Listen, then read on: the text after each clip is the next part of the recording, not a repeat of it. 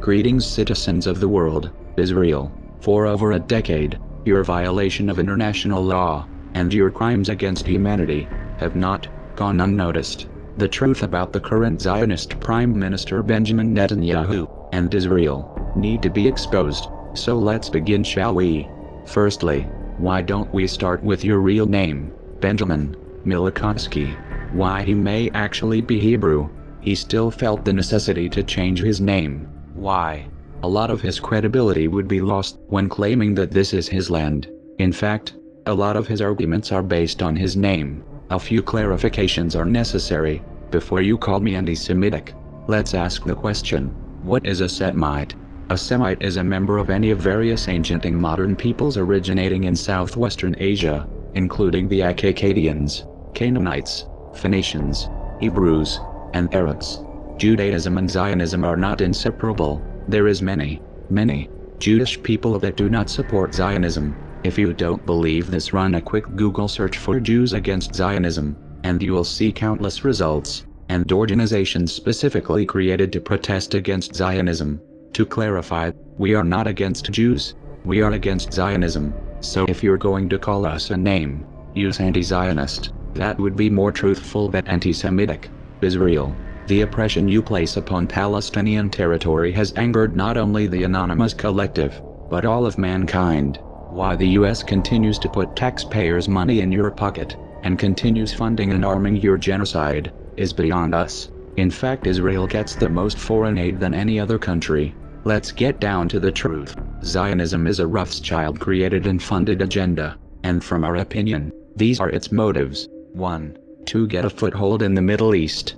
2. It gives them their own intelligence agency, Mossad, which just happens to show up in suspicious cases all over the globe. 3.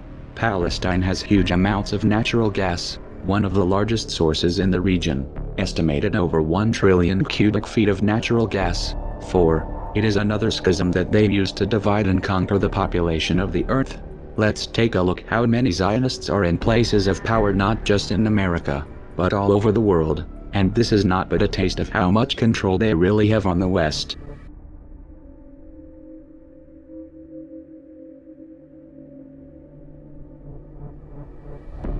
Matrix movie, there's something called the Zion mainframe. Well, Zionism, Rothschild Zionism, is in so many ways a mainframe of this network, and it pervades all the way through.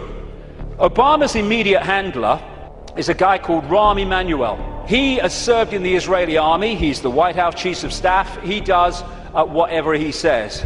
His father, Emanuel's father, was a terrorist in the Irgun terrorist group that bombed Israel into existence in 1948.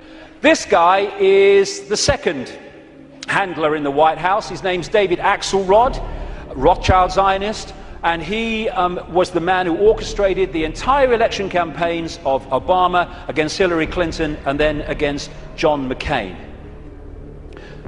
The main funder and orchestrator of the funding in terms of individuals of Obama was a guy called George Soros, Rothschild Zionist, who manipulates countries and uses his networks and funding to create coups in countries where they want to change the regime change.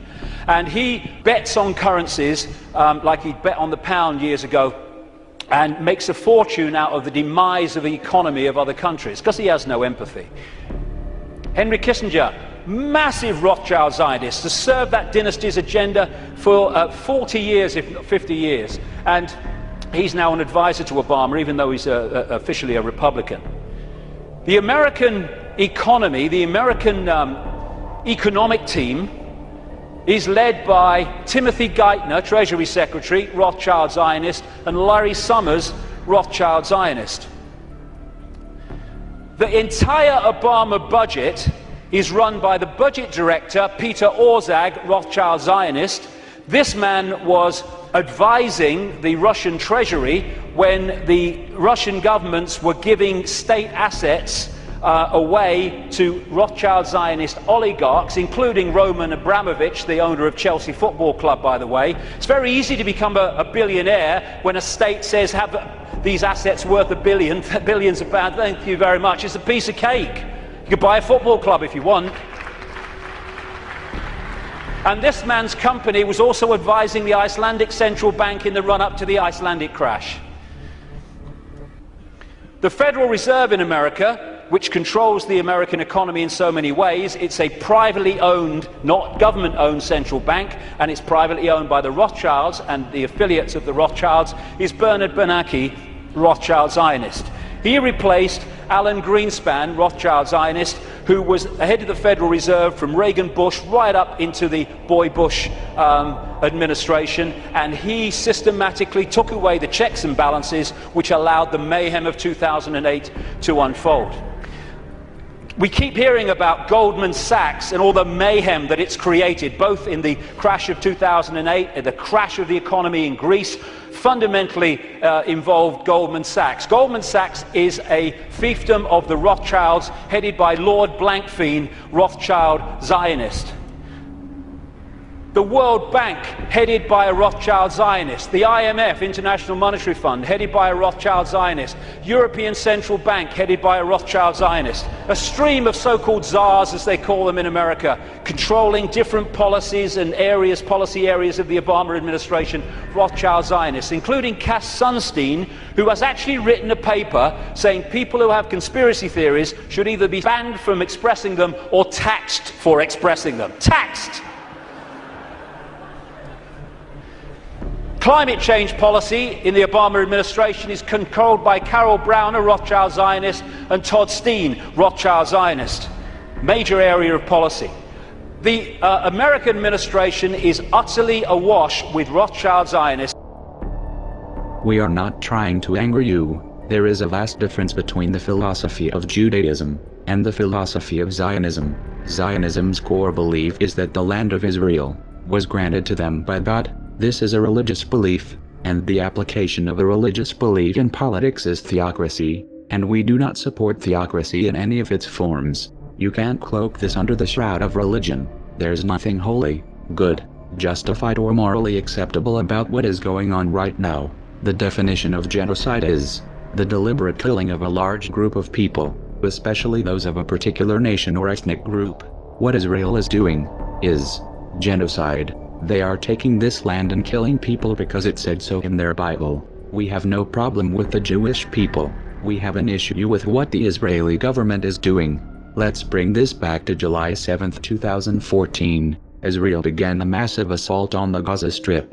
In the first week, Israel dropped over 400 tons of bombs, killing over 130 civilians, about half of them being women and children. Israel's official justification for these attacks: the murder of 3 Israeli teenagers, which Israel blames on Hamas. Israel still hasn't produced any evidence that the murders were Hamas, or even a Palestinian, and in fact the evidence that we do have indicates that the murders were Israeli. This is the Israeli teenagers' distress call to the police. You can hear the kidnappers telling the boys to put their head down in Hebrew. This tape was held under a gag order by the Israeli government.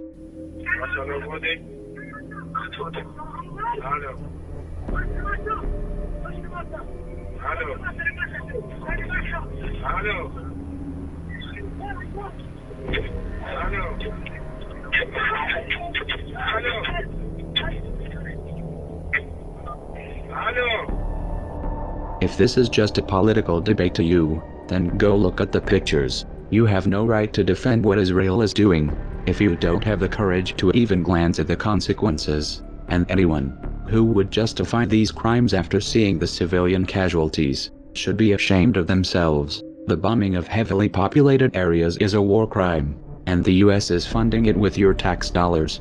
United as one, divided by zero. We are anonymous. We are legion. We do not forgive. We do not forget. Expect us.